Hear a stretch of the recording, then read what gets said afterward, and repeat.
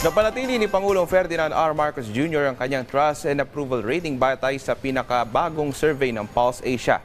Nangangahulugan lang ito na nananatiling kontento at ramdam ng mga Pilipino ang mga hakbang ng gobyerno para mapaunlad ng bansa.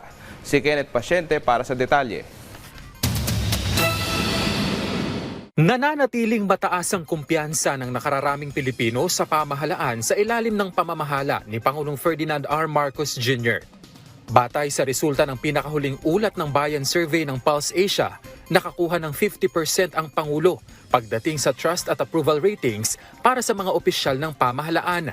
Bagaman bahagya itong bumaba kumpara sa nakuhang marka ng Pangulo noong Hunyo, nananatili namang mababa ang porsyento ng mga Pilipino na may maliit na kumpiyansa sa punong ehekutibo na naitala lamang sa 22% habang 28% ang undecided.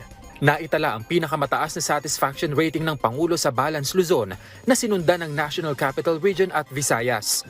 Ang pagsisikap na ito ng administrasyon ni Pangulong Marcos Jr. nakita ni Arnilin lalo't dama ng mga gaya nilang magsasaka ang mga hakbang ng Marcos Jr. administration.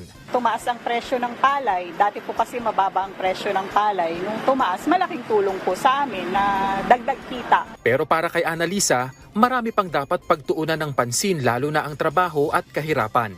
Kaya yan. Basta may mga trabaho lang yung mga wala. Bigyan ng trabaho.